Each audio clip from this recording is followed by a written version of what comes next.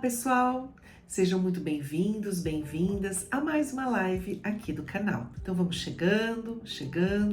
Esse é um momento muito gostoso, onde nós vamos conversar sobre neuropsicologia. Eu estou muito feliz de poder estar aqui novamente para conversar com vocês sobre assuntos que são tão importantes para a nossa prática clínica. Para quem não me conhece, meu nome é Kátia Peck Bartoli. Eu sou psicóloga, eu sou neuropsicóloga e também eu sou professora. E aqui meu foco é ajudar psicólogas a alavancarem a sua carreira com a neuropsicologia. Recentemente, gente, eu fiz uma postagem no Instagram. Aliás, se você não me segue, eu já vou deixar aqui o link na descrição, o link do meu Instagram, para que você comece a me seguir, porque lá eu sempre estou colocando assuntos bem interessantes que eu tenho certeza que vocês vão gostar. São coisas bem legais. Então já começa a me seguir lá no Instagram. Eu fiz uma postagem lá no Instagram onde eu coloquei os 5 erros fatais de uma neuropsicóloga. E aí, gente, muitas pessoas começaram a me mandar mensagem do tipo: como assim, Kátia, erros fatais, né? Por que isso é considerado um erro fatal? O que acontece se a gente cometer esse erro, né? E assim, gente, então vamos primeiro definir o que seria um erro fatal.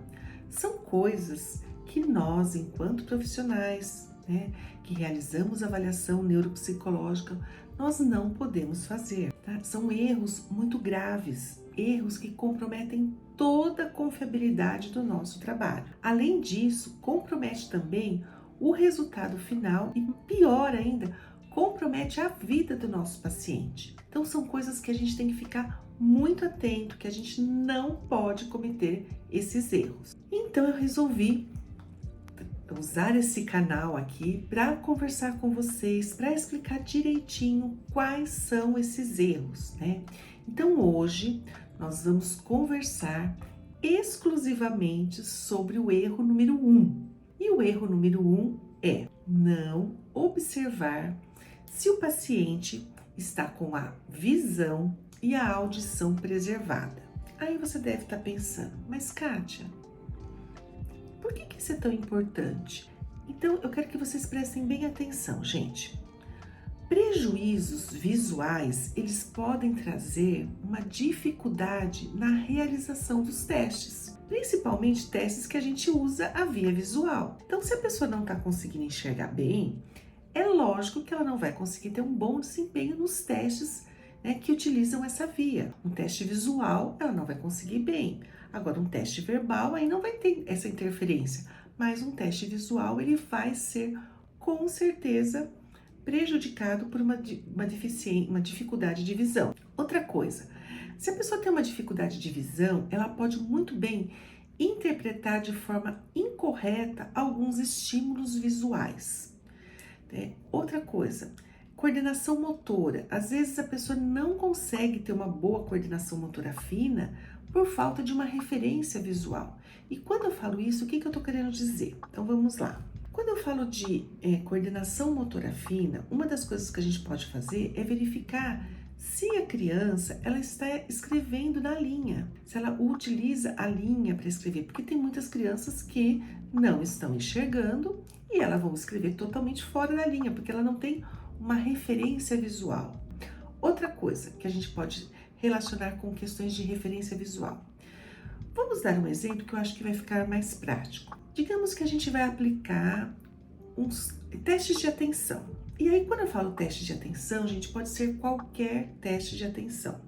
A gente pode utilizar o BPA, o D2, o TEACO, o TEAD, o TEALT, rotas, CTA, ou seja, qualquer teste de atenção, ele usa a via visual. Esses testes que a gente tem que selecionar os estímulos, né? Então, eu entrego para o paciente a folha e eu falo, olha, esse aqui é o estímulo, você vai ter que procurar todos os desenhos que forem iguais a esse. E aí, a pessoa vai estar riscando os estímulos.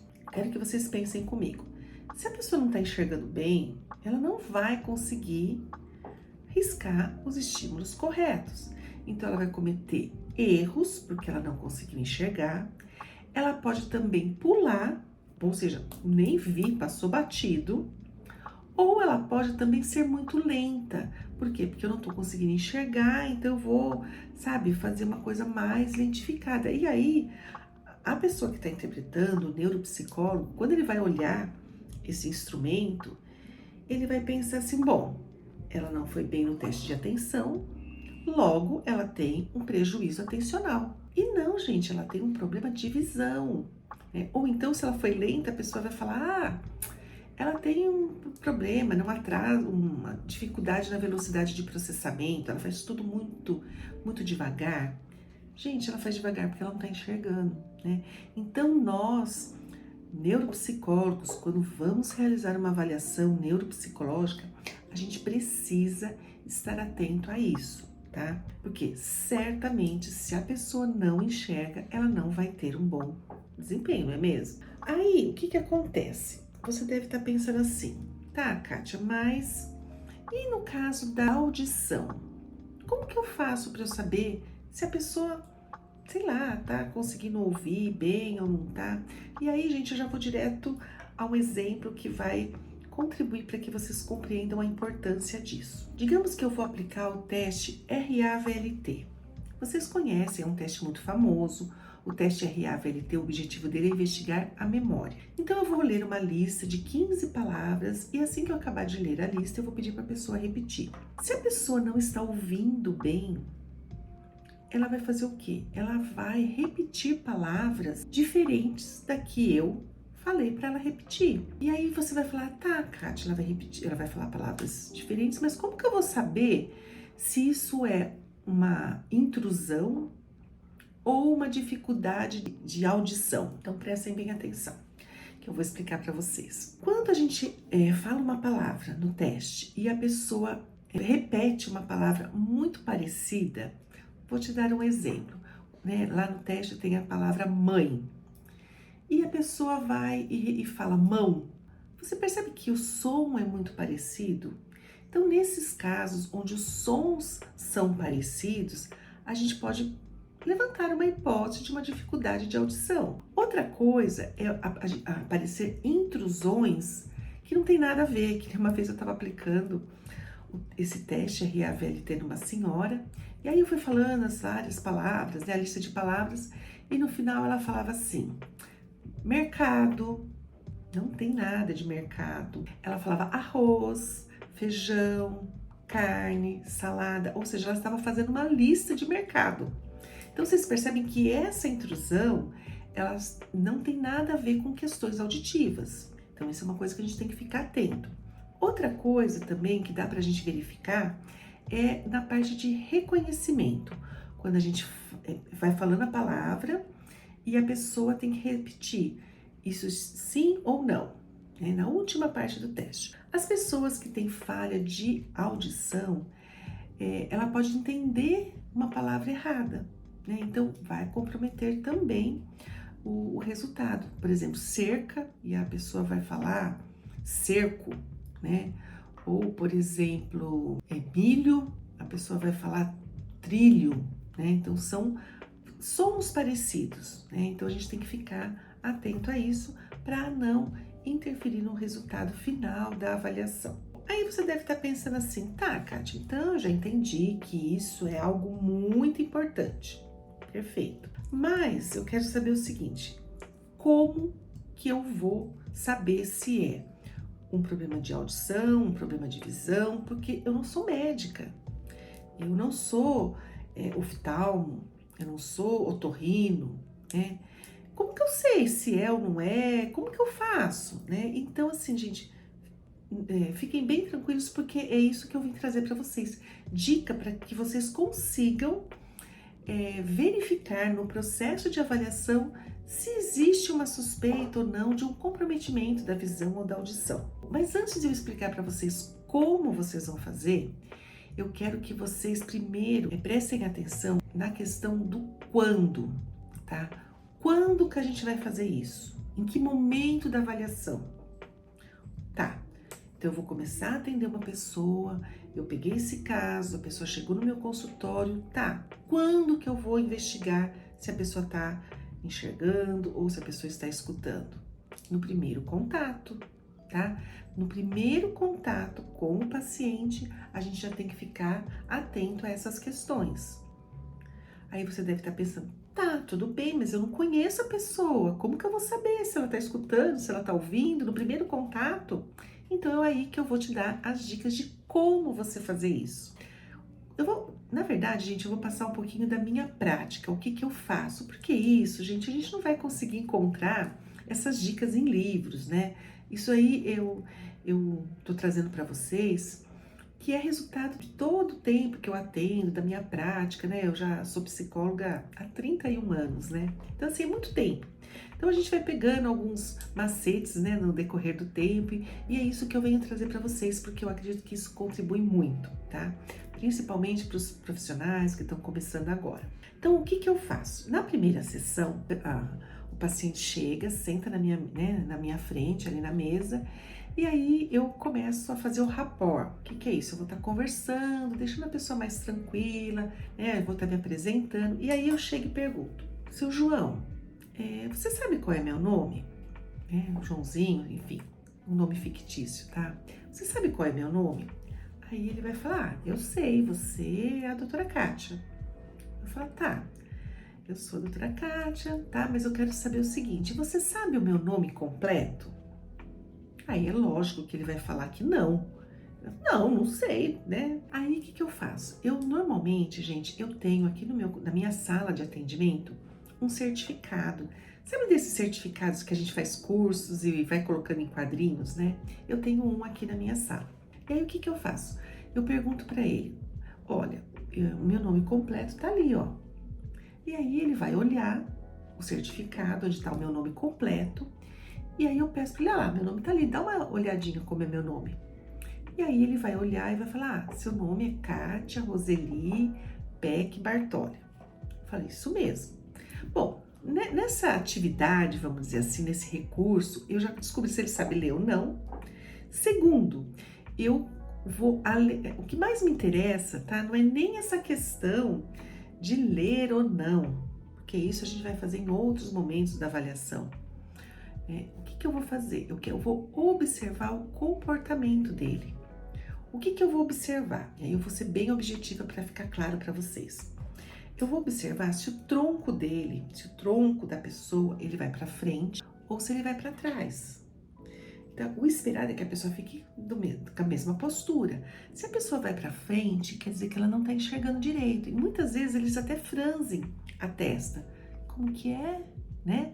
Aí você já fala, bom, aí pode ser que seja um problema visual. Ou então a pessoa faz assim, tipo, sabe, para tentar ler. Então, aí é uma observação do comportamento para a gente verificar se existe algum risco ou não de uma dificuldade de visão. Aí você tá falando assim, tudo bem, Kátia, mas eu atendo criança. A criança não sabe ler, né? Esse exemplo eu tô dando mais no caso de adulto, né? Que a gente já sabe que sabe ler. Mas no caso de criança, como que a gente vai fazer para saber se a criança está com a visão ou a audição, vamos dizer a visão primeiro, tá? Preservada. Muitas vezes eu peço para ela já trazer o caderno, para que eu dê uma olhada no caderno. Então eu vou observar se a criança faz o desenho na linha, ou se as letras, né, as palavrinhas, elas ficam voando pelo caderno. Outra coisa, a gente utiliza instrumentos, tipo brinquedos, jogos, com estímulos bem pequenos para a gente verificar se a criança consegue enxergar aqueles desenhos. Sabe, tipo Lince, né? Aquele jogo Lince, onde tem vários desenhos e a gente pede para procurar os iguais.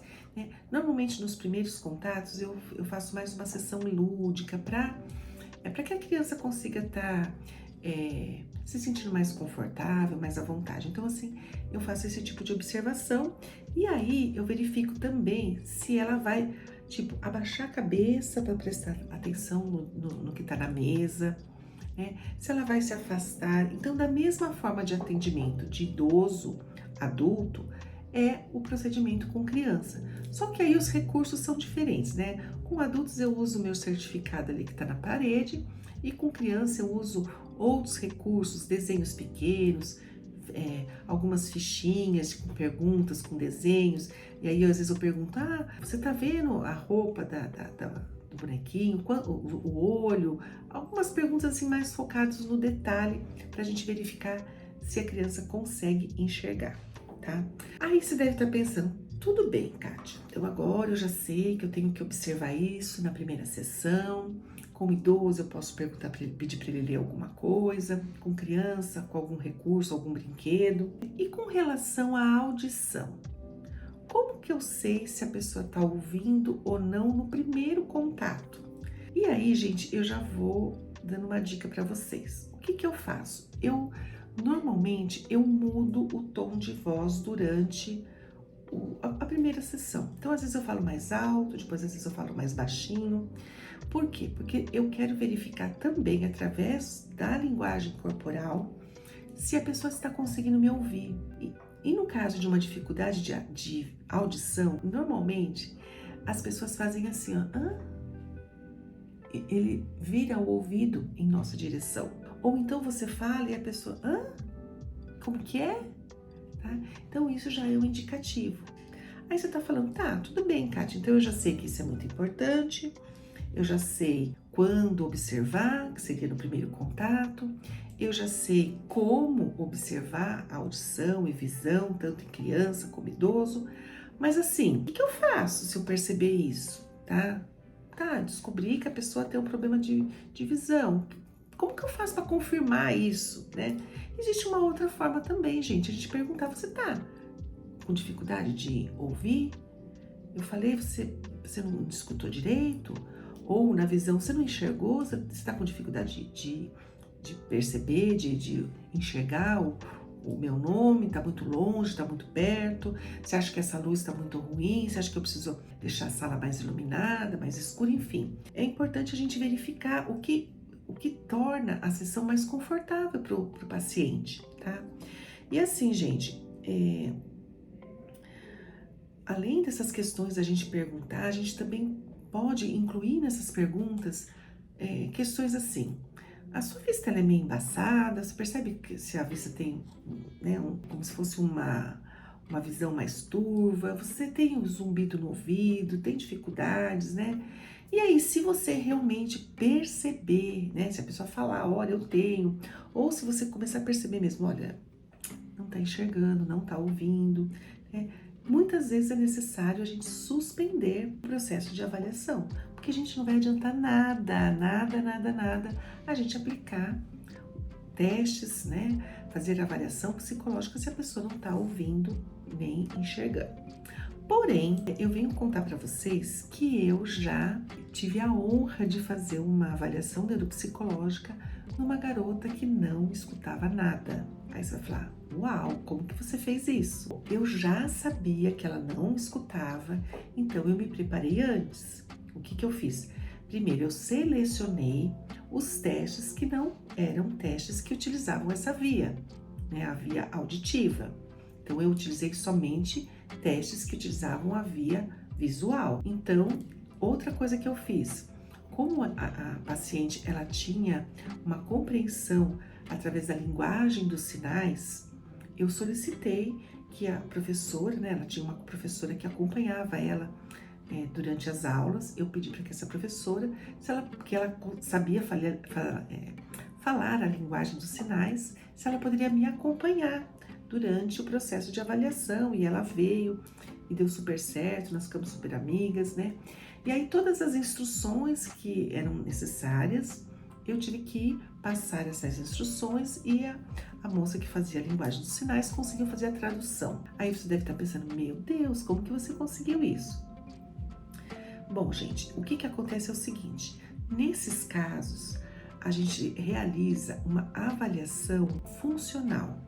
Então, um tipo de avaliação diferente, não é uma avaliação onde a gente vai utilizar só testes. A gente dá mais ênfase à observação do comportamento, o que a pessoa consegue, não consegue.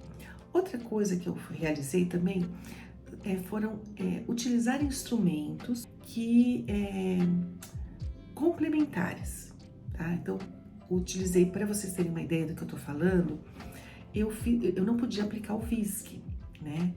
Porque foi até difícil essa questão de quais testes utilizar. Por quê? porque ela tinha muita dificuldade, para vocês terem uma ideia, ela tinha na faixa acho que 21 anos, e ela tinha muita dificuldade, ela era muito infantilizada, né? E eu queria saber, né, como que era o QI dela, se ela tinha uma deficiência intelectual, como que estava a memória, a atenção. Eu tive que adaptar os testes para poder estar aplicando. Agora, no caso do QI, eu não pude aplicar o VISC, mas esse era um pedido do médico. Ele falou, Kátia, eu quero saber qual é o QI dessa menina. E aí eu utilizei a escala Wechsler, né, que é a mesma escala do VISC, do VAIS, do VASI, né, só que ela é uma escala não verbal. Tá? Então, é o WNV. Então, eu utilizei esse instrumento de forma qualitativa. Por quê? Porque é um instrumento traduzido para o Brasil, né, para o português, mas ele não tem tabelas normativas, ou seja, pesquisas, né, realizadas no Brasil. Então, eu utilizei esse teste de forma qualitativa. Então, esse tipo de avaliação, a gente fala que é uma avaliação funcional, para a gente verificar o que a pessoa consegue e não consegue.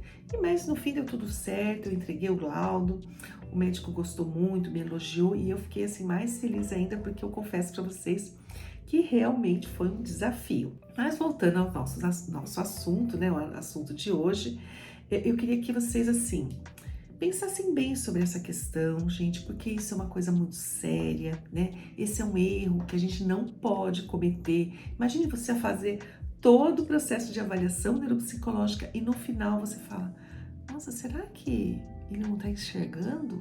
Ou será que essa pessoa não está me ouvindo? Você percebe que vai comprometer tudo, tudo. Então assim, gente, se você é uma profissional dedicada, uma profissional esforçada, sabe, fica atento a isso, não cometa esse erro, porque isso, gente, eu falo que é um erro fatal, isso vai acabar com o seu trabalho, acabar com todo o esforço que você teve para aplicar, para corrigir, para interpretar as provas, para digitar o laudo. Então não cometa esse erro, tá? Bom, e se você quer ficar por dentro, né, desses erros para que você não cometa de jeito nenhum, já fique esperto, por quê? Porque logo eu vou estar postando um vídeo sobre o segundo erro fatal de um neuropsicólogo. E eu já vou avisando aqui para vocês qual é esse segundo erro fatal. É não colher informações sobre o comportamento pré-mórbido. Aí você deve estar pensando, vixe, o que é pré-mórbido? Vou deixar você curiosa porque isso eu vou esclarecer na próxima live. E se você gostou desses conteúdos, desse vídeo, desse assunto, já compartilha com a sua amiga que também é neuropsicóloga, que também é psicóloga, gosta desses assuntos. Já ativa o sininho aí para você receber as notificações do canal. E um abraço e até mais. Tchau, tchau.